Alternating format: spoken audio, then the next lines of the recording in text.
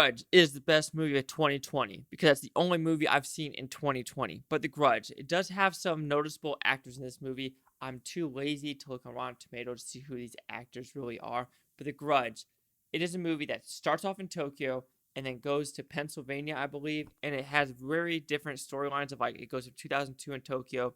And I want to say 2004, 2005, 2006 of three. It's mostly three different storylines of how The Grudge makes it to America. And it's very non-linear storyline because it would go to the cop in 2006, and then it would go to the real estate agent John Cho's character in 2004, and then we'll go to the scene where you see in the Red Band show where she's cutting off her fingers, and that's a 2005 storyline. And it very interconnects very differently. It goes back and forth in this movie. So The Grudge, what's it about? It's a possessed house and an entity that I don't know. I really don't know. I haven't been in a while, and that's the problem with this movie. They expect you to know what The Grudge is about. Of someone died in a house in Japan, and they want you to follow this girl to America, and that's what it is. So if you step inside this house, you are doomed for eternity. And I think that's an issue with this story. There's actually a lot of issues with this movie. There are some good acting elements in this movie, some good gore in this movie as well. I understand why they try to make it R. There's maybe 2 F words, and that's all the cussing, but the rest of the movie, why it's R, is for the violence and gore. And I guess some disturbing images of like the mother killing the daughter in the bathtub. So there are some stuff like that in their movie, but the movie as a whole fell very flat. If you saw the first reaction, that was my mom. She didn't like the movie at all. She noticed some weird stuff in this movie as well. I noticed one thing what she said while in the movie is they did something, and then the girl zips a bag, like a very weird transition. Mom's like, oh, that's a little weird. So it's like stuff like that. But The Grudge, I guess the positive is the actors. Some of them play the parts really well. You understand some of them that were crying or why they were crying, that they're in fear. So that's a very good positive. But everything else just didn't work for me. The sound design was all right. The direction was weird. The writing was very bland and boring. Nothing scary about this movie. It just fell flat. I mean, I guess it's a very flat and bland movie that is really what it is. I'm just trying to think of other things like in just different designs. Like I know I'm gonna go back and forth, kind of like this movie does with the timeline, which I understand why they did it, and I like how they pointed at the cop's point of view, but it was still kind of weird.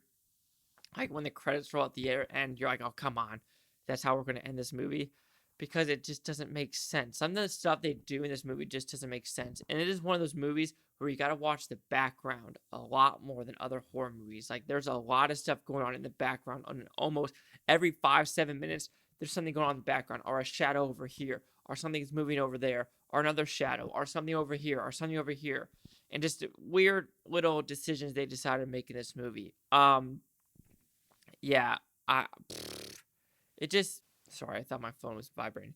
I guess they just expect you to know what The Grudge is, and that's not good when you have someone who's never watched the Japanese version or the 2004 version, and you expect them to go into this because they really don't explain why The Grudge is following this person. Yeah, this person left the house in Japan and is following her, but why? They don't explain why or who this entity is in Japan. And that's a very big flaw when you expect people to actually walk into this movie and it's supposed to be its own movie, which is very hard for it to do because you don't know where this is in the Grudge timeline. Yeah, you put the Japan part is there. So is the Sarah Michelle Gellar's thing washed? Or there's no connectivity. I think that's my biggest frustration is, yeah, make a movie like this, but if you want to start from scratch, sorry, nose itching. If you want to start from scratch and kind of give a backstory of Japan. And this is only a 90-minute movie, and it felt a lot longer than 90 minutes, and that's also a very negative movie. I was a little disappointed overall because it was a Sam Raimi movie, and I was expecting a lot more from that. But The Grudge 2020, even though it's the best movie of the year right now, next week is Underwater and Like a Boss. And Like a Boss looks so bad at 83 minutes, but now I'm going to other things. But The Grudge, bland, boring, the story didn't make sense, the scares were unavailably not there. Unavailably. Interesting choice of words, Chase. Just pop in your head. But The Grudge will receive a 1 out of 5 with Futons, which equals at 20%. So see the critics' news scores gave The Grudge.